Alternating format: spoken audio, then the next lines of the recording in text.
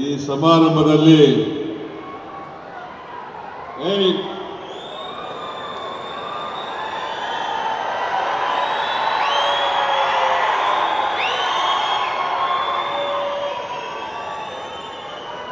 ಮುಖ್ಯ ಅತಿಥಿಗಳಾಗಿ ಭಾಗವಹಿಸಿ ಈಗ ತಾನೇ ಮಾತನಾಡದಂತ ಸರ್ಕಾರದ ಉಪಮುಖ್ಯಮಂತ್ರಿಗಳಾದಂಥ ಶ್ರೀ ಡಿ.ಕೆ. ಶಿವಕುಮಾರ್ ಅವರ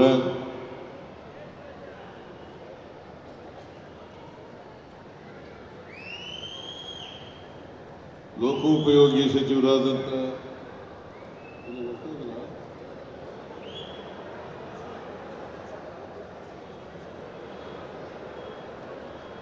ವಿಜಯನಗರ ಜಿಲ್ಲಾ ಉಸ್ತುವಾರಿ ಸಚಿವರು ವಸತಿ ಸಚಿವರು ಆದಂಥ ಶ್ರೀ ಜಮೀರ್ ಅಹಮದ್ ಖಾನ್ ಅವರ, ಸಣ್ಣ ನೀರಾವರಿ ಸಚಿವರಾದಂಥ ಬೋಸರಾಜ್ ಅವರ, ಉನ್ನತ ಶಿಕ್ಷಣ ಸಚಿವರಾದಂಥ ಶ್ರೀ ಸುಧಾಕರ್ ಅವರ, ಲೋಕಸಭಾ ಸದಸ್ಯರಾದಂಥ ಶ್ರೀ ತುಕಾರಾಮ್ ಅವರ, ಈ ಸಮಾರಂಭದ ಅಧ್ಯಕ್ಷರು, ಕೂಡ್ಲಿಗಿ ಕ್ಷೇತ್ರದ ಜನಪ್ರಿಯ ಶಾಸಕರು ಆದಂಥ ಶ್ರೀ ಎನ್.ಟಿ. ಶ್ರೀನಿವಾಸ್ ಅವರ,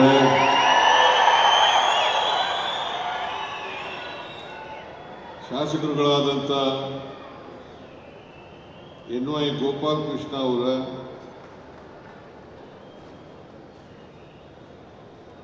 ರಘುಮೂರ್ತಿ ಅವರ, ಲತಾ ಮಲ್ಲಿಕಾರ್ಜುನ ಅವರ, ದೇವೇಂದ್ರಪ್ಪ ಅವರ, ಬಸವಂತಪ್ಪ ಅವರ,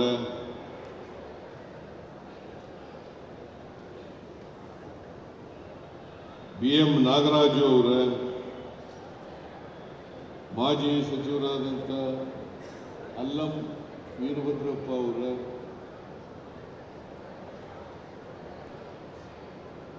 ಮಾಜಿ ಸಚಿವರಾದಂಥ ಎಚ್. ಆಂಜನೇಯ ಅವರ,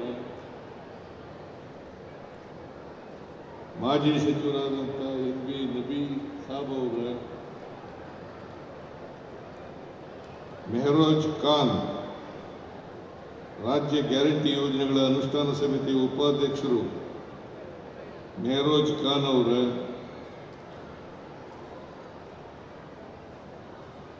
ಲಿಡ್ಕರ್ ಸಂಸ್ಥೆಯ ಅಧ್ಯಕ್ಷರಾದಂಥ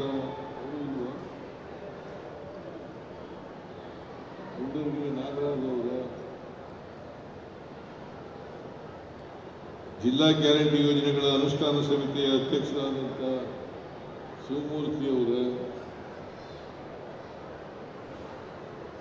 ಜಿಲ್ಲಾ ಕಾಂಗ್ರೆಸ್ ಅಧ್ಯಕ್ಷರಾದಂಥ ಶಿವ ಯೋಗಿ ಅವರ, ವೇದಿಕೆ ಮೇಲಿರ್ತಕ್ಕಂಥ ಎಲ್ಲ ಆಹ್ವಾನಿತ ಗಣ್ಯರೇ, ಪಕ್ಷದ ಮುಖಂಡರುಗಳೇ, ಇಲ್ಲಿ ಇಷ್ಟೊಂದು ದೊಡ್ಡ ಸಂಖ್ಯೆಯಲ್ಲಿ ಸೇರಿರ್ತಕ್ಕಂಥ ಆತ್ಮೀಯ ಬಂಧುಗಳೇ, ತಾಯಂದಿರೇ, ಯುವಕ ಮಿತ್ರರೇ, ಮಾಧ್ಯಮದ ಸ್ನೇಹಿತರೆ, ಇವತ್ತು ಕೂಡ್ಲಿಗಿ ತಾಲೂಕಿನಲ್ಲಿ ಅಭಿವೃದ್ಧಿಯ ಪರ್ವ ನಡೆದಿದೆ. ಈ ಅಭಿವೃದ್ಧಿಯ ಪರ್ವ ನಡೀಬೇಕಾದ್ರೆ ಇದಕ್ಕೆ ಬಹಳ ಮುಖ್ಯವಾಗಿ ಕಾರಣಕರ್ತರು ಎನ್.ಟಿ. ಶ್ರೀನಿವಾಸ್ ಶಾಸಕರು.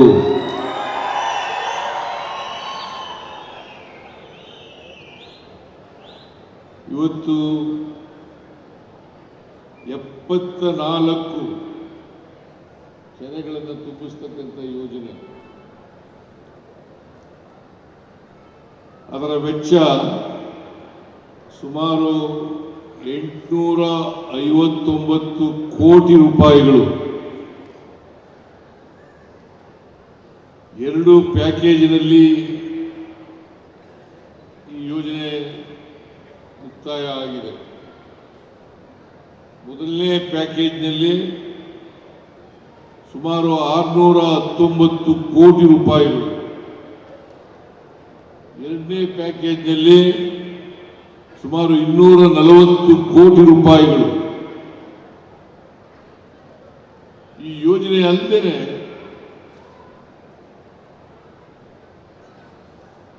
ಅನೇಕ ಅಭಿವೃದ್ಧಿ ಕಾರ್ಯಕ್ರಮಗಳಿಗೆ ಶಂಕುಸ್ಥಾಪನೆ ಮತ್ತು ಉದ್ಘಾಟನೆ ಕಾರ್ಯಕ್ರಮವನ್ನು ಎನ್ ಟಿ ಶ್ರೀನಿವಾಸರವರು ಹಮ್ಮಿಕೊಂಡಿದ್ದಾರೆ. ಬಹುಶಃ ಇಲ್ಲಿವರೆಗೆ 1250 ಕೋಟಿ ರೂಪಾಯಿಗಳನ್ನು ಕೂಡ್ಲಿಗಿ ಕ್ಷೇತ್ರಕ್ಕೆ ಅನುದಾನವಾಗಿ ತಂದಿದ್ದಾರೆ. 1250 ಕೋಟಿ. ನೀವೆಲ್ಲ ಅದೃಷ್ಟವಂತರು. ಕಾರಣ ಯಾಕಪ್ಪ ಅಂತಂದ್ರೆ ಇಂಥ ಕ್ರಿಯಾಶೀಲ ಜನಪರವಾಗಿರ್ತಕ್ಕಂಥ ಸರಳ ಸಜ್ಜನಿಕೆಯ ಶಾಸಕರನ್ನ ಪಡೆದಿದ್ದೀರಿ ಅಂತಕ್ಕಂಥದ್ದು ನೀವೆಲ್ಲರೂ ಕೂಡ ಅದೃಷ್ಟಶಾಲಿಗಳು ಅಂತಕ್ಕಂಥ ಮಾತುಗಳನ್ನು ಹೇಳಲಿಕ್ಕೆ ಬಯಸ್ತಾ ಇದ್ದೀನಿ.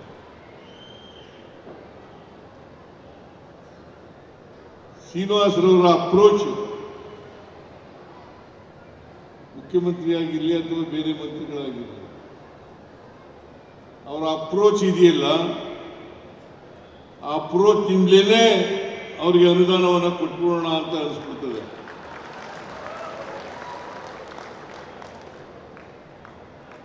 ಅಂತ ಸೌಜನ್ಯ ಇರ್ತಕ್ಕಂಥ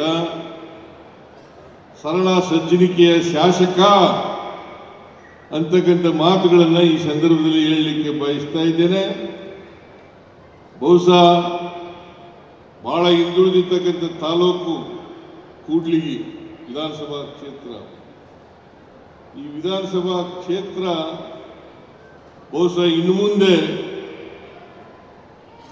ಮುಂದುವರಿದ ಕ್ಷೇತ್ರವಾಗಿ ಆಗ್ತದೆ ಅಂತಕ್ಕಂಥ ಮಾತುಗಳನ್ನು ಹೇಳಿದ್ರೆ ಅದು ಅತಿಶಯೋಕ್ತಿ ಆಗಲಾರದು ಅಂತಕ್ಕಂಥ ಮಾತುಗಳನ್ನು ಹೇಳಲಿಕ್ಕೆ ಬಯಸ್ತಾ ಇದ್ದೇನೆ. ಈ 74 ಕೆರೆಗಳಿಗೆ ನೀರು ತುಂಬಿಸ್ತಕ್ಕಂಥ ಕೆಲಸ NY ಗೋಪಾಲಕೃಷ್ಣ ಶಾಸಕರಾಗಿದ್ದಾಗ ಮಾಡಿಸಿದ್ದು. ಸುಮಾರು 21ನೇ ಇಸ್ವಿ 2021ನೇ ಇಸ್ವಿನಲ್ಲಿ ನಮ್ಮ ಪಾರ್ಟಿನಲ್ಲಿ ಶಾಸಕರಾಗಿರಲಿಲ್ಲ. ಆದರೆ ಅವರು ಕಾಂಗ್ರೆಸ್ನವರೇ. ಕಾರಣಾಂತರದಿಂದ ಬಿಜೆಪಿನಲ್ಲಿ ಇದ್ರು. ಈಗ ಮತ್ತೆ ಕಾಂಗ್ರೆಸ್ಗೆ ಬಂದಿದ್ದಾರೆ. ಮೊಳಕಾಲ್ಮೂರಿನ MLA ಈಗ. ಅವ್ರ ಕಾಲದಲ್ಲಿ ಇದು ಮಂಜೂರಾದದ್ದು. NT ಶ್ರೀನಿವಾಸ್ ಅವರು ಶಾಸಕರಾಗಿ ಇನ್ನು 10 ದಿನಗಳಾದರೆ 2.5 ವರ್ಷಗಳಾಗ್ತದೆ. 10 ದಿನಗಳಾದರೆ 2.5 ವರ್ಷ ಶಾಸಕರಾಗಿ. 2.5 ವರ್ಷದಲ್ಲಿ ಅಸಾಧ್ಯವಾದಂಥ ಕೆಲಸವನ್ನ ಮಾಡಿದ್ದಾರೆ. NY ಗೋಪಾಲಕೃಷ್ಣ ಕಾಲದಲ್ಲಿ ಪ್ರಾರಂಭ ಆದಂತಹ ಯೋಜನೆ ಮುಗಿದಿರಲಿಲ್ಲ. ಉಳಿದ ಅನುದಾನವನ್ನು ಕೊಡಿಸಿ, ಆಮೇಲೆ ಫಾರೆಸ್ಟ್ ಕ್ಲಿಯರೆನ್ಸ್ ಅನ್ನು ಕೊಡಿಸಿ,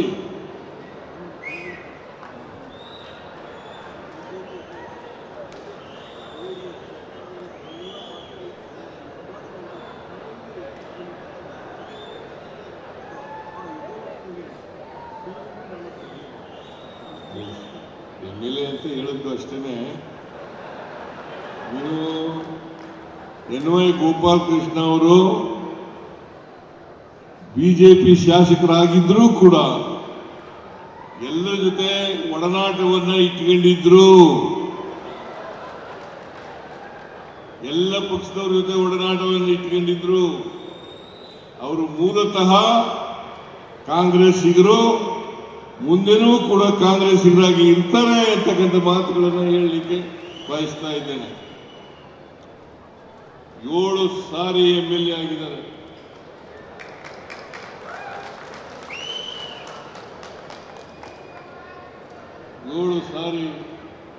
MLA ಆಗಿದ್ದಾರೆ. ನಮ್ಮ ಪಕ್ಷದಲ್ಲಿ ಹಿರಿಯ ಶಾಸಕರಲ್ಲಿ ಅವರು ಕೂಡ ಒಬ್ಬರು.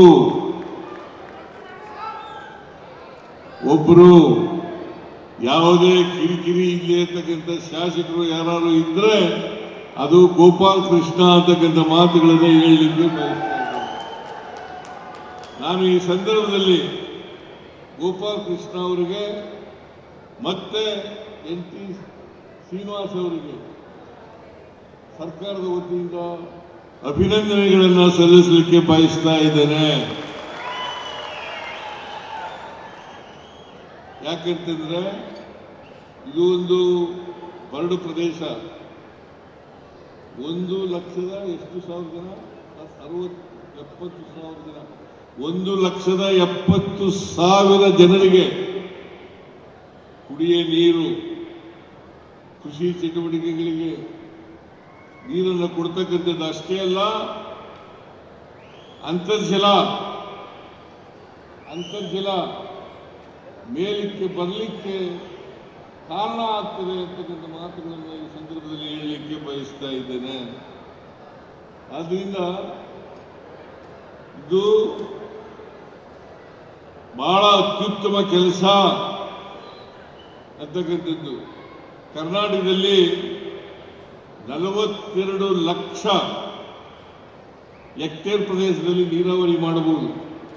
42 ಲಕ್ಷ ಹೆಕ್ಟೇರ್ ಪ್ರದೇಶದಲ್ಲಿ ನೀರಾವರಿ ಮಾಡಬಹುದು.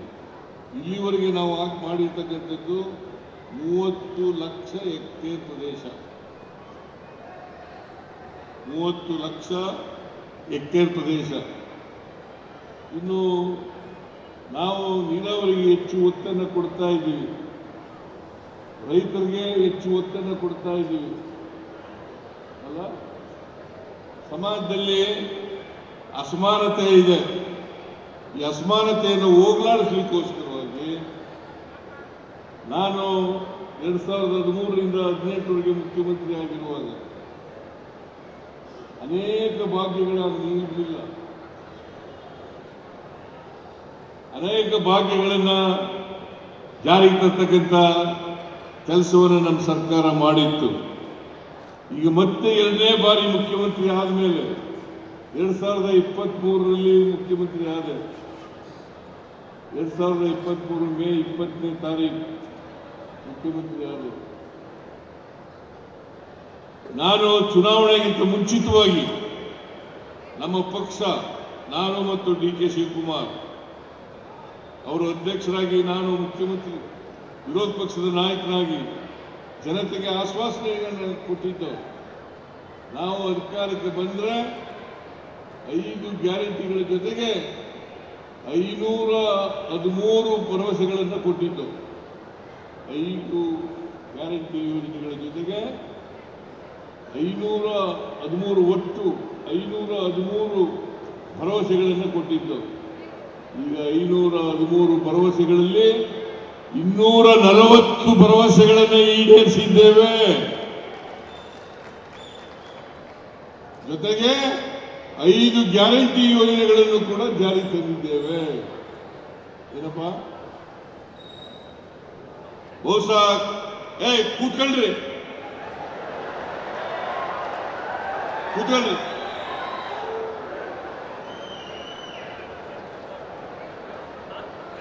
5 ಗ್ಯಾರಂಟಿ ಯೋಜನೆಗಳನ್ನು ಕೂಡ ಜಾರಿ ಕೊಟ್ಟಿದ್ದೇವೆ. ಕಾರಣ ಯಾಕಪ್ಪ ಅಂತಂದ್ರೆ, ಯಾವುದಾದರೂ ಪಕ್ಷ ಕರ್ನಾಟಕದಲ್ಲಿ ನುಡಿದಂತೆ ನಡೆದಂತ ಪಕ್ಷ ಯಾವುದಾದ್ರು ಇದ್ರೆ ಅದು ಕಾಂಗ್ರೆಸ್ ಪಕ್ಷ ಅಂತಕ್ಕಂಥದ್ದನ್ನ ಅತ್ಯಂತ ಹೆಮ್ಮೆಯಿಂದ ಹೇಳಲಿಕ್ಕೆ ಬಯಸ್ತಾ ಇದ್ದೇನೆ. ಕಾಂಗ್ರೆಸ್ ಸರ್ಕಾರ, ಕಾಂಗ್ರೆಸ್ ಪಕ್ಷ. ನಾವು ಅಧಿಕಾರಕ್ಕೆ ಬಂದದ್ದು 2023 ಮೇ 23 20ನೇ ತಾರೀಕು, ಜೂನ್ 10ನೇ 11ನೇ ತಾರೀಕಿಗೆ ಶಕ್ತಿ ಯೋಜನೆಯನ್ನ ಜಾರಿ ಮಾಡೋದು. ಶಕ್ತಿ ಯೋಜನೆಯನ್ನ ಜಾರಿ ಮಾಡೋದು.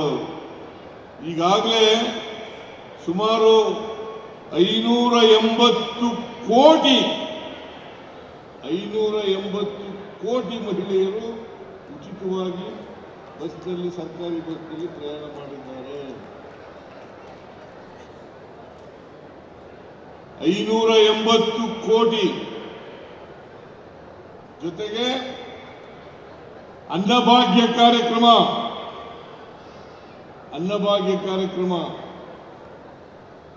ನಾನು ಹಿಂದಿನ ಸರ್ಕಾರದಲ್ಲಿ, ಹಿಂದೆ ನಾನು ಮುಖ್ಯಮಂತ್ರಿಯಾಗಿದ್ದಾಗ 5 ಕೆಜಿ ಅಕ್ಕಿಯನ್ನ ಉಚಿತವಾಗಿ ಕೊಡ್ತಕ್ಕಂಥ ತೀರ್ಮಾನವನ್ನ ಮಾಡಿದೆ. ಯಾಕಂತಂದ್ರೆ ಬಡವರು ಯಾರು ಕೂಡ ಹಸಿದು ಮಲಗಬಾರದು. ಕರ್ನಾಟಕ ಹಸಿವು ಮುಕ್ತ ರಾಜ್ಯ ಆಗಬೇಕು ಅಂತೇಳಿ 5 ಕೆಜಿ ಅಕ್ಕಿಯನ್ನು ಕೊಟ್ಟು, ನನಗೆ ಈ ಸಾರಿ ಬಂದು ಹೇಳಿದ್ರು 5 ಕೆಜಿ ಸಾಲಲ್ಲ, ನೀವು 10 ಕೆಜಿ ಮಾಡಬೇಕು ಅಂತ ಹೇಳಿದ್ರು. ನಮ್ಮ ಪಕ್ಷ ಪ್ರಣಾಳಿಕೆಯಲ್ಲಿ ಘೋಷಣೆ ಮಾಡಿ 5 ಕೆಜಿ ಅಕ್ಕಿ, 5 ಕೆಜಿಗೆ ತಗತಕ್ಕಂಥ ಹಣ ಕೊಡ್ತಕ್ಕಂಥ ಕೆಲಸವನ್ನ ನಮ್ಮ ಸರ್ಕಾರ ಮಾಡಿತು. ಹೌದಲ್ಲ?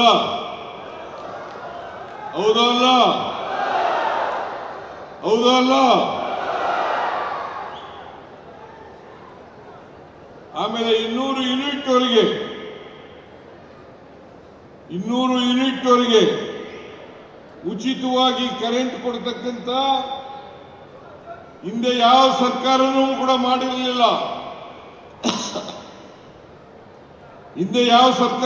ಮಾಡಿರಲಿಲ್ಲ.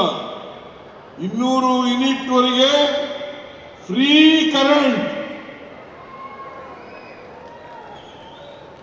ಆಮೇಲೆ ಎಲ್ಲ ಪಂಪ್ ಸೆಟ್ಗಳಿಗೆ 19,000 ಕೋಟಿ ಸಬ್ಸಿಡಿಯನ್ನು ಕೊಡ್ತಕ್ಕಂಥ ಕೆಲಸವನ್ನು ಮಾಡಿದ್ರು. ಹೌದಲ್ವೇನ್ರಿ? ಕೈ ಎತ್ತದಿಲ್ವಲ್ಲ ನೀವು? ಯಾಕೆ?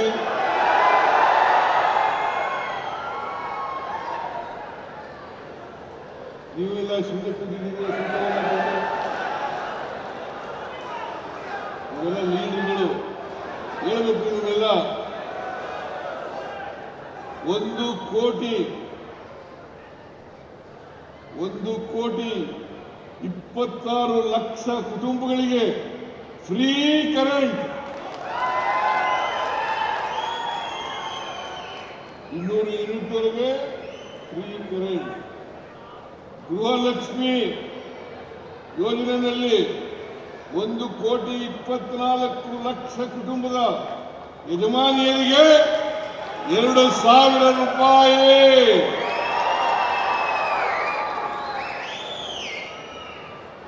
2,000 ರೂಪಾಯಿ. ಯಾಕಂತಂದ್ರೆ ಪ್ರತಿಯೊಬ್ಬ ಬಡವರ ಕೈನಲ್ಲೂ ಕೂಡ ದುಡ್ಡಿರಬೇಕು. ದುಡ್ಡಿದ್ರೆ ಕೊಂಡ್ಕೊಳ್ತಕ್ಕಂಥ ಶಕ್ತಿ ಜಾಸ್ತಿ ಆಗ್ತದೆ. ಕೊಂಡ್ಕೊಳ್ತಕ್ಕಂಥ ಶಕ್ತಿ ಬಂದ್ರೆ ಆರ್ಥಿಕ ಚಟುವಟಿಕೆಗಳು ಪ್ರಾರಂಭ ಆಗಲಿಕ್ಕೆ ಸಾಧ್ಯ ಆಗ್ತದೆ. ಇದನ್ನ ಅರ್ಥ ಮಾಡ್ಕೋಬೇಕಾಗ್ತದೆ. ಜೊತೆಗೆ ಯುವ ನಿಧಿ ಕಾರ್ಯಕ್ರಮ ಜಾರಿಗೆ ತಂದಿದ್ದೀವಿ. ಯಾವುದಾದ್ರೂ ಬಿಟ್ಟೋಗಿದೆಯಾ? ಯಾರ್ರಿ? ಉಪಾಧ್ಯಕ್ಷರು ಮೆಹರೂಜ್ ಖಾನ್ ಇವತ್ತಿನವರೆಗೆ 1 ಲಕ್ಷ ಕೋಟಿ ರೂಪಾಯಿಗಳನ್ನು ಖರ್ಚು ಮಾಡಿದ್ದೀವಿ ಗ್ಯಾರಂಟಿ ಯೋಜನೆಗಳಿಗೆ. ಎಷ್ಟು? ಆಂಜನೇಯ ಹೇಳಬೇಕು ನೀನು. ಹೆಚ್ಚಿನ ವಿಡಿಯೋಗಳಿಗೆ ಪ್ರತಿಧ್ವನಿ ಯೂಟ್ಯೂಬ್ ಚಾನೆಲ್ ಸಬ್ಸ್ಕ್ರೈಬ್ ಮಾಡಿ, ಬೆಲ್ ಐಕಾನ್ ಕ್ಲಿಕ್ ಮಾಡಿ.